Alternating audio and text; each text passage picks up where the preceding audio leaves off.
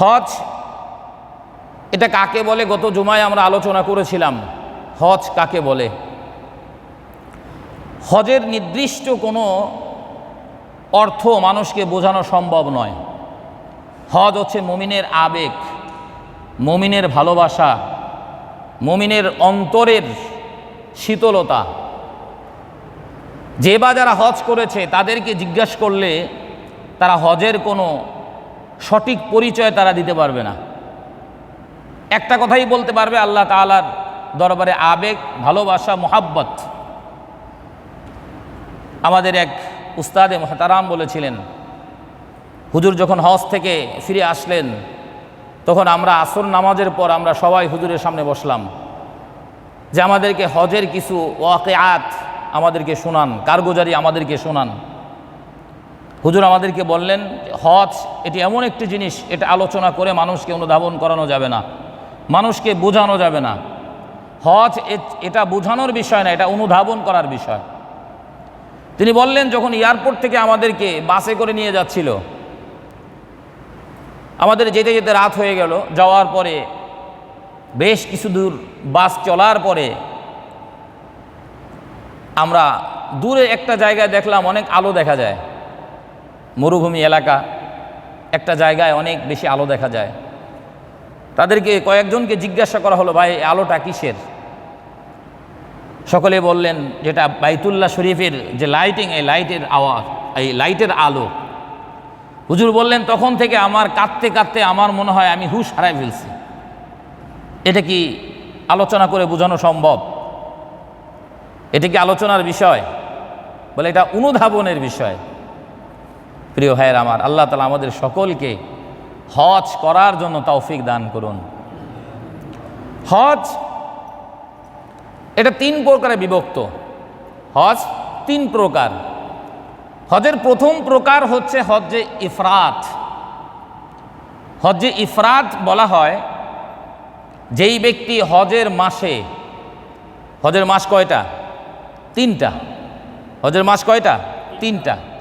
এই হজের মাস সমূহে যিনি নিজের শরীরের মধ্যে নির্দিষ্ট কাপড় পেঁচায়, যেটাকে এহরাম বলা হয় না? এহরাম বলা হয় যেটাকে। এহরাম এমন একটা জিনিস, এটাও বোঝানো সম্ভব না বলে।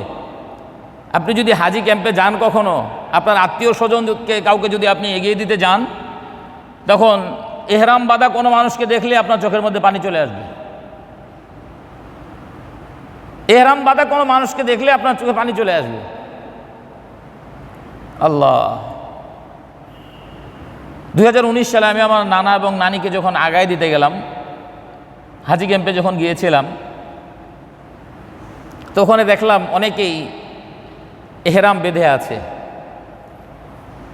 তাদের অবস্থাটা দেখে আমার অন্তরের অবস্থার পরিবর্তন হয়ে গেল। আমার মনে আছে আমি 2 রাকাত নামাজ পড়েছিলাম এবং আল্লাহ তাআলার কাছে কান্নাকাটি করেছিলাম, আল্লাহ এহরামের জন্য তুমি আমাকেও কবুল করো। আসলে হজের প্রত্যেকটা কার্যবলী, প্রত্যেকটা কার্যক্রম এটা বলে বোঝানো সম্ভব নয়। এটা প্রত্যেকটা আবেগের বিষয়, ভালোবাসার বিষয়। যে কথা বলতেছিলাম, হজ্জে ইফরাত বলা হয় কোনো ব্যক্তি যখন হজের মাসগুলিতে নির্দিষ্ট কাপড় তথা এহরাম বেঁধে হজের নিয়তে মক্কা শরীফে যায়, এবং হজের যে কার্যক্রমগুলো আছে সেইগুলো পালন করে, এটাকে বলা হয় হজ্জে ইফরাত। 2 নম্বর হচ্ছে হজ্জে তামাত্তু। এই হজ্জে তামাত্তু বলা হয় যখন কোনো ব্যক্তি এহরাম বেঁধে প্রথমে উমরা করে, তারপরে তার এহরাম খুলে পরবর্তীতে আবার হজ করে। আর হজের 3য় প্রকার হচ্ছে হজ্জে কিরান। হজ্জে কিরান বলা হয় কোনো ব্যক্তি যখন একই এহরামে উমরা এবং হজ 2টা আদায় করে, আর এটাই উত্তম। রাসূল আকরাম সাল্লাল্লাহু আলাইহি ওয়াসাল্লাম যখন 10ম হিজরিতে হজ ব্রত পালন করেছিলেন, তখন তিনি হজ্জে কিরান পালন করেছিলেন। অর্থাৎ একই এহরামে তিনি উমরা এবং হজ 2টিই আদায় করেছিলেন। প্রিয় ভাইয়ের আমার, দুনিয়ার মধ্যে প্রত্যেকটা ভালো কাজের বদলা মানুষ আমাদেরকে দিয়ে থাকে। কোনো নেতা যদি ভালো কাজ করে তাহলে দেখবেন সমাজের মধ্যে, পাড়া মহল্লার মধ্যে তার একটা সুনাম সুখ্যাতি অর্জন হয়। হ্যাঁ, প্রত্যেকটা কাজের ভালো এবং মন্দ দুইটা দিক রয়েছে। প্রত্যেকটা কাজের ভালো এবং মন্দ, খারাপ দুইটা দিক রয়েছে। আল্লাহ, হজেরও দুইটা দিক রয়েছে, ভালো এবং মন্দ। এটা কিভাবে? কোনো মানুষ যখন বাইতুল্লাহ শরীফ দেখার পরে, পবিত্র মদিনা মুনাওয়ারা দেখার পরে, ওই ব্যক্তি যখন তার আসলিয়ত, তার আসল যখন সে খুঁজে পায় না, তার চলাফেরা দেশের মধ্যে থেকেও যেমন ছিল, হজ থেকে আসার পরে তার অবস্থার কোনো পরিবর্তন নাই, বলে ওই ব্যক্তি হজকে পরিপূর্ণভাবে আদায় করতে পারে নাই, পরিপূর্ণভাবে অনুধাবন করতে পারে নাই। টাকা আছে তাই হজ করার জন্য গিয়েছে, টাকা আছে তাই হজ করার জন্য গিয়েছে। হজের অনেক ফজিলত রয়েছে। রাসূল আকরাম সাল্লাল্লাহু আলাইহি ওয়াসাল্লাম একাধিক হাদিসের মধ্যে হজের গুরুত্ব, হজের ফজিলত তিনি বর্ণনা করেছেন। আল্লাহ তাআলা পবিত্র কোরআনুল কারীমের মধ্যে বলেছেন, ওয়াতিম্মুল হাজ্জা ওয়াল উমরাতা লিল্লাহ, তোমরা যখন কেউ আল্লাহ তাআলার নামে হজ উমরা করতে চাও, অবশ্যই তোমরা হজ এবং উমরা পালন করো। যখন তোমরা হজ অথবা উমরা পালন করতে চাও, তাহলে তোমরা অবশ্যই সেটাকে পালন করো। দুনিয়াবি কোনো লোভ লালসা, দুনিয়াবি কোনো কিছু যেন তোমাদেরকে আল্লাহর ঘর, রাসূল সাল্লাল্লাহু আলাইহি ওয়াসাল্লামের পবিত্র মদিনা মুনাওয়ারা থেকে তোমাদেরকে যেন বিরত না রাখে। হ্যাঁ, আল্লাহ রাসূল সাল্লাল্লাহু আলাইহি ওয়াসাল্লাম হজের ফজিলত বর্ণনা করতে গিয়ে হাদিসের মধ্যে বলেন, রাসূল আকরাম সাল্লাল্লাহু আলাইহি ওয়াসাল্লাম বলেন, মান হাজ্জা লিল্লাহ, মান হাজ্জা লিল্লাহ, যেই ব্যক্তি আল্লাহ তাআলার জন্য হজ করবে, দুনিয়ার মানুষকে দেখানোর জন্য নয়, সেখানে কোনো কিছু দেখার উদ্দেশ্য যাওয়া এই বিষয় নয়, বলে একমাত্র যেই ব্যক্তি আল্লাহ তাআলার উদ্দেশ্য করে হজ ব্রত পালন করবে এবং সেখানে যাওয়ার পরে ফালাম ইয়ারফুস ওয়ালাম ইয়াফসুক রাজা কায়াউমিন ওয়ালাদাতহু উম্মুহু, এবং সেখানে যাওয়ার পরে যদি সেই ব্যক্তি স্ত্রীর সাথে সহবাস না করে এবং দুনিয়াবি কোনো গুনাহের কাজ না করে, রাসূল আকরাম সাল্লাল্লাহু আলাইহি ওয়াসাল্লাম বলেন, ওই ব্যক্তি হজ থেকে এমনভাবে দেশে ফিরে আসে যেমনভাবে কোনো সন্তান তার মা এইমাত্র দুনিয়ার মধ্যে প্রসব করেছে। দুনিয়ার মধ্যে যখন কোনো সন্তান প্রসব করে তখন তার কোনো গুনাহ থাকে, তার ভালো মন্দর কোনো বিচার থাকে। হ্যাঁ, আমরা এখন বড় হয়ে গিয়েছি, আমরা যদি রাস্তার মধ্যে আমাদের টয়লেট ছেড়ে নেই, তাহলে মানুষ দেখলে বলবে এই খারাপ মানুষ, অসামাজিক মানুষ, অথবা বলবে এই লোকটার মেধার মধ্যে মনে হয় সমস্যা আছে। কিন্তু আপনি যদি যেদিন মায়ের গর্ভ থেকে জন্মগ্রহণ করে আপনি যখন দুনিয়ার মধ্যে আসলেন, ওই অবস্থায় তো আপনি মানুষের কোলের মধ্যে পেশাব পায়খানা করে দেয় না? কিন্তু মানুষ তার প্রতি কোনো আক্রোশ, কোনো রাগ থাকে না। সে নিষ্পাপ, মাসুম, তার কোনো গুনাহ নাই, সে ভালো মন্দ কিছু বোঝে না, আল্লাহ তাআলার মেহমান হিসেবে এসেছে। রাসূল আকরাম সাল্লাল্লাহু আলাইহি ওয়াসাল্লাম বলেন, কোনো ব্যক্তি যদি হজে যাওয়ার পরে সেইখানে স্ত্রীর সাথে সহবাস না করে এবং দুনিয়ার কোনো গুনাহের কাজ না করে, ওই ব্যক্তি হজ থেকে তার দেশে এমনভাবে ফেরত আসে যেমন কোনো শিশু সন্তান সবেমাত্র মায়ের গর্ভ থেকে ভূমিষ্ঠ হয়েছে, এমন মাসুম হয়ে ফিরে আসে। প্রিয় ভাইয়েরা আমার, আল্লাহ তাআলা আমাদের যাদেরকে হজ করার জন্য তৌফিক দান করেছেন, আমরা সকলে হজ করব না ইনশাল্লাহ? আল্লাহ তাআলা যাদের তৌফিক দান করেন নাই, ওই ব্যক্তিও যদি আল্লাহ তাআলার কাছে রোনাজারি করে, কান্নাকাটি করে, আল্লাহ তাআলা যদি তার দোয়াকে কবুল করেন, অবশ্যই তাকে হজ করাবেন। বিভিন্ন সময় আপনারা বিভিন্ন ঘটনা আপনারা শুনে থাকবেন। ঢাকার একটি ঘটনা আমি শুনেছিলাম। এক বাসার কেয়ারটেকার বাসার দেখাশোনা করে, 5 ওয়াক্ত নামাজ পড়ে, 5 ওয়াক্ত নামাজ পড়ে, আল্লাহ তাআলার কাছে দোয়া করে, আল্লাহ তোমার ঘর বাইতুল্লাহ যাওয়ার জন্য তৌফিক দাও আল্লাহ। এই স্বল্প বেতনে তো সম্ভব না, আর তোমার ভান্ডারে, তোমার রহমতের ভান্ডারে তো কম নাই, তুমি আমাকে কবুল করো, তোমার ঘরের জন্য আমাকে কবুল করো।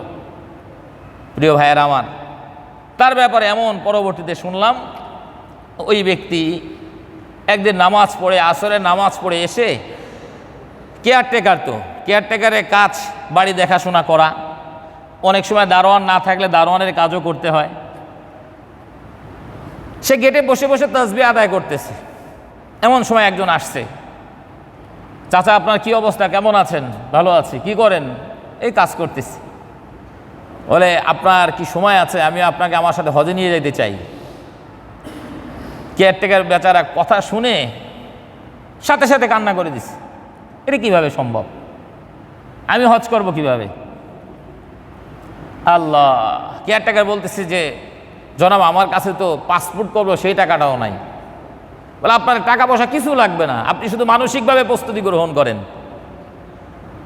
শুধু মানসিকভাবে আপনি প্রস্তুতি গ্রহণ করেন, বাকি যা কিছু আছে সব কিছু আমি দেখব। আল্লাহ তাআলার এমন বান্দা আছে না দুনিয়ার মধ্যে, টাকা পয়সার অভাব নাই, ভালো কাজ করতে চায়, কিন্তু ভালো কাজের কোনো মৌকা তার সামনে আসে না, ভালো কাজের কোনো জায়গা সে খুঁজে পায় না, যার কারণে ভালো কাজ করতে চায় না। এমন অনেক মানুষ সমাজের মধ্যে আছে। প্রিয় ভাইয়েরা আমার, যদি আমরা আল্লাহ তাআলার কাছে দোয়া করি, আল্লাহ তাআলা অবশ্যই অবশ্যই আমাদেরকে তার ঘরের জন্য আল্লাহ তাআলা আমাদেরকে কবুল করবেন। এই জন্য আমরা সকলে আল্লাহ তাআলার কাছে দোয়া করতে পারবো না? এ আল্লাহ, তোমার ঘর না দেখাইয়া, তোমার মক্কা মদিনা না ঘুরাইয়া আমাকে তুমি কবরে ডাক দিও না। আমার কাছে টাকা নাই, কিন্তু তোমার রহমতের ভান্ডার তো ফাঁকা না, তোমার রহমতের ভান্ডার তো ফাঁকা না, তুমি যদি চাও অবশ্যই আমি সেখানে যেতে পারবো। প্রিয় ভাইয়েরা আমার, আল্লাহ রাসূল আকরাম সাল্লাল্লাহু আলাইহি ওয়াসাল্লাম হাদিসের মধ্যে হজের ফজিলত বর্ণনা করতে গিয়ে তিনি বলেন, এক হাদিসের মধ্যে বলেন, আল হাজ্জুল মাবরুর, আল হাজ্জুল মাবরুর লাইসা লাহু জাযাউন ইল্লাল জান্নাহ। রাসূল আকরাম সাল্লাল্লাহু আলাইহি ওয়াসাল্লাম বলেন, কোনো ব্যক্তি যখন হজ করে আর ওই হজ যদি আল্লাহ তাআলার দরবারে কবুল হয়ে যায়, আল্লাহ তাআলা বলেন, রাসূল আকরাম সাল্লাল্লাহু আলাইহি ওয়াসাল্লাম বলেন, ওই ব্যক্তির জন্য একমাত্র জাযা, প্রতিদান হলো জান্নাত। আল হাজ্জুল মাবরুর, হজ্জে মাবরুর বলা হয় মাকবুল হজকে, যেই হজটা আল্লাহ তাআলা দরবারে কবুল হয়, এমন হজকে, যেই হজ আল্লাহ তাআলার দরবারে কবুল হয়, এমন হজকে বলা হয় হজ্জে মাবরুর। আল্লাহ তাআলা আমাদের সকলকে হজ্জে মাবরুর দান করুন, সকলে বলি আমিন। প্রিয় ভাইয়েরা আমার, অনেক হাজী সাহেবরা যান, কিন্তু তার হজের কি অবস্থা অনেকেই অনুধাবন করতে পারে না। গত জুমায় বলেছিলাম, আমাদের দেশের অবস্থাটা এমন, মানুষ হজ করে এমন একটা বয়সে গিয়ে, যেই বয়সে তার ভালো মন্দ বোঝার ক্ষমতা থাকে না। হ্যাঁ, পবিত্র মক্কা মদিনার বিভিন্ন নির্দেশনা, শিয়ার যে আছে, শিয়ারগুলো, নিদর্শনগুলো সে সঠিকভাবে দেখতে পারে না। আপনি যদি নিদর্শন দেখতেই না পারেন, তাহলে আপনি অনুধাবন করবেন কিভাবে? আপনি যদি হোটেলে বসে থাকেন, শরীর অসুস্থ, মাজা ব্যথা, পায়ে ব্যথা, গ্যাস্ট্রিক, আলসার, আরও অনেক সমস্যা। আমাদের দেশের মানুষদের অবস্থাটা এমন যে হজে এমন সময় যাবে যখন তার শরীর আর চলে না। আপনি যদি হাজারে আসওয়াদের কাছে যাইতে না পারেন, আপনি হজের মজা পাবেন? হ্যাঁ, আপনি যদি হেরা গুহার কাছে উঠে উঠে পাহাড় বেয়ে যদি উঠতে না পারেন, তাহলে আপনি কি হজের মজা অনুধাবন করতে পারবেন? বুঝবেন না। এই জন্য যুবক বয়সেই হজ করতে হবে, যুবক বয়সেই হজ করা উত্তম। প্রিয় ভাইয়েরা আমার, আর যে ব্যক্তিরা যারা হজ করতে যায়, তাদের অসংখ্য অগণিত ফজিলত হাদিসের মধ্যে রাসূল আকরাম সাল্লাল্লাহু আলাইহি ওয়াসাল্লাম বলে দিয়েছেন। যেমন এক হাদিসের মধ্যে রাসূল আকরাম সাল্লাল্লাহু আলাইহি ওয়াসাল্লাম বলেছেন, কোনো ব্যক্তি যখন বাইতুল্লাহ শরীফে নামাজ আদায় করে, আল্লাহর ঘর বাইতুল্লাহ শরীফে যখন নামাজ আদায় করে, তাহলে তার ঘরের মধ্যে, তার এলাকার মসজিদে নামাজ পড়ার যে সওয়াব, সেই সওয়াব থেকে আরো 1,00,000 গুণ বেশি সওয়াব তার আমলনামার মধ্যে দেওয়া হয়। কোনো ব্যক্তি যদি মদিনা মুনাওয়ারায় মসজিদে নববীতে কোনো ব্যক্তি যদি 1 ওয়াক্ত নামাজ আদায় করে, রাসূল আকরাম সাল্লাল্লাহু আলাইহি ওয়াসাল্লাম হাদিসের মধ্যে বলেন ওই ব্যক্তির আমল নামায় 1000 রাকাত, আবার কোনো কোনো বর্ণনায় 50,000 রাকাত নামাজ আদায় করলে যে সওয়াব, 1 রাকাত নামাজে সেই পরিমাণ সওয়াব দেওয়া হয়। এটা হজে না গেলে কি পাওয়া যাবে? হজে না গেলে কি পাওয়া যাবে প্রিয় ভাইয়েরা আমার? আবার আমরা অনেকেই মনে করি হজ যে করব, হজ করলে তো আমার টাকা পয়সা কমে যাবে। টাকা পয়সা কমে যাবে না? বর্তমানে তো 7-8 লক্ষ টাকা লাগে মনে হয়। আল্লাহ আমাদের হেফাজত করুক। হজের ব্যাপারটা আমরা এতটা কঠিন করে ফেলছি আমাদের বর্তমান সময়ে। 7-8 লক্ষ টাকা, এটা আসলে মানুষের জন্য, অনেক ভালো ভালো ফ্যামিলির জন্য, গ্রামে যারা বসবাস করে তাদের জন্য ডিফিকাল্ট। হ্যাঁ, সৎভাবে টাকা ইনকাম করে সেই টাকা দিয়ে হজ করা খুব কঠিন বর্তমান সময়। আল্লাহ তাআলার কাছে আমরা দোয়া করি আল্লাহ তাআলা যেন হজকে সহজ করে দেন। হজের দায়িত্ব যারা নিয়েছেন, যারা হজের দায়িত্বে আছেন, যেই মন্ত্রণালয়, যেই অফিস, আল্লাহ তাআলা তাদের হেদায়েত দান করে দেন। সকলেই বলি আমিন। প্রিয় ভাইয়েরা আমার, আমরা অনেকেই মনে করতে পারি যে হজ আদায় করলে মনে হয় আমার টাকা পয়সা কমে যাবে, কিন্তু না। রাসূল সাল্লাল্লাহু আলাইহি ওয়াসাল্লাম হাদিসের মধ্যে কি বলেছেন দেখেন। রাসূল আকরাম সাল্লাল্লাহু আলাইহি ওয়াসাল্লাম হাদিসের মধ্যে বলেন, তাবিউ বাইনাল হজ্জ ওয়াল উমরা ফাইন্নাহুমা ইয়ানফিয়ানিল ফাকর ওয়াজ যুনুব। কোন ব্যক্তি যখন হজ এবং উমরা আদায় করে, ওই ব্যক্তির আমল নামায় ওই ব্যক্তিকে আল্লাহ তাআলা ধন সম্পদ আরো বেশি বাড়িয়ে দেন। দুনিয়ার আমাদের খালি চোখে, খোলা চোখে মনে হইতে পারে 7-8 লক্ষ টাকা খরচ করে আমি হজ আদায় করব, হয়তোবা আমি ফকির হয়ে যাইতে পারি। রাসূল আকরাম সাল্লাল্লাহু আলাইহি ওয়াসাল্লাম বলেন, না না, তুমি ফকির হবে না, বরং আল্লাহ তাআলা তোমার সম্পদের মধ্যে আরো বেশি বরকত দান করবেন, তুমি আরো ধনী হয়ে যাবে। আল্লাহ, প্রিয় ভাইয়েরা আমার, হজের অনেক ফজিলত বলতে গেলে অনেক সময় লাগবে, কিন্তু হজের শিক্ষা কি সেটাও আমাদের জানা দরকার। হজের বেশ কিছু শিক্ষা রয়েছে, তার মধ্যে 1 নম্বর শিক্ষা হলো সমতার বিধান শিখা যায়। সমতার বিধান শিখা যায়। আপনি হজে যাবেন, দেখবেন আপনি যখন সাই করবেন, সাফা মারোয়া দৌড়দৌড়ি করবেন, আপনি যখন তাওয়াফ করবেন, দেখবেন আপনি বাঙালি, আপনার শরীর দুর্বল। হ্যাঁ, আপনার পাশে এমন ব্যক্তি আছে অনেক লম্বা, আপনার পাশে এমন ব্যক্তি আছে অনেক বেটে, আপনার সাথে এমন মানুষ সাফা মারোয়া সাই করতেছে, দৌড়দৌড়ি করতেছে, একদম কৃষ্ণাঙ্গ কালো। আবার এমন সময়, অনেক সময় দেখবেন আপনার পাশে এমন মানুষ দাঁড়ানো আছে এতটাই শুভ্র, এতটাই শ্বেতাঙ্গ, মনে হচ্ছে যে তার শরীরের টুকটা দিলে রক্ত বের হয়ে আসবে। আল্লাহ, এই যে সমতা, সমতা, হ্যাঁ, অর্থাৎ যার চেহারা সুন্দর, আল্লাহ তাআলার কাছে যে তার গ্রহণযোগ্যতা বেশি, মাকবুলিয়াত বেশি, এরকম কোনো কিছু নাই। আল্লাহ তাআলার কাছে কৃষ্ণাঙ্গ যেমন, আল্লাহ তাআলার কাছে শ্বেতাঙ্গ তেমন, আল্লাহ তাআলার কাছে বেটে যেমন, আল্লাহ তাআলার কাছে লম্বাও তেমন, সব আল্লাহ তাআলার সৃষ্টি। এই বিষয়টা, এটা হজে গেলে আপনি সহজেই অনুধাবন করতে পারবেন। হজে কি আর একটা বিষয় আপনি অনুধাবন করতে পারবেন, সেটা হচ্ছে ভ্রাতৃত্বর বন্ধন। হ্যাঁ, ভ্রাতৃত্বর বন্ধন আপনি বুঝতে পারবেন। মুসলিম উম্মাহ যে এক, এটা আপনি বুঝতে পারবেন। আল মুসলিম আখুল মুসলিম, এই হাদিসের ভাব অর্থ আপনি সেখানে গিয়ে বুঝতে পারবেন। হ্যাঁ, আপনি বাংলায় কথা বলেন, অনেক আছে ইংলিশে কথা বলে, অনেক আছে উর্দুতে কথা বলে, ফার্সিতে কথা বলে, বিভিন্ন ভাষায় কথা বলতেছে, কিন্তু আমরা সবাই এক, আমরা সকলে মুসলিম ভাই ভাই। এটা আপনি হজে গেলে সবচেয়ে সহজে আপনি অনুধাবন করতে পারবেন প্রিয় ভাইয়েরা আমার। আবার হজে গেলে আপনি এটা অনুধাবন করতে পারবেন, একজনের অনেক সহায় সম্পদ অনেক আছে, আরেকজন গ্রামের খেটে খাওয়া মানুষ, কিন্তু আল্লাহ তাআলা তাকে অনেক জমি, হ্যাঁ, অনেক সম্পদ দিয়েছে, নগদ টাকা তেমন নাই। আর একজন ব্যক্তি দেখবেন কোটি কোটি টাকার মালিক, বিশাল বড় শিল্পপতি, ভিআইপি সিআইপি, আরও যা কিছু আছে সব কিছু দেখবেন একই হোটেলে খাচ্ছে, একই খাবার খাচ্ছে, একই ওয়াশরুম করছে, একই জায়গা সাই করছে, একই জায়গা পাথর মারামারি করছে, একই জায়গা মিনায় কুরবানি করতেছে, কোনো ভেদাভেদ নাই। কে কোটিপতি, কে গ্রামের গ্রাম্য লোক, কোনো ভেদাভেদ নাই। এটা আপনাকে বুঝতে হলে প্রিয় ভাইয়ের আমার, হজে গেলে আপনি এটা সহজেই বুঝতে পারবেন।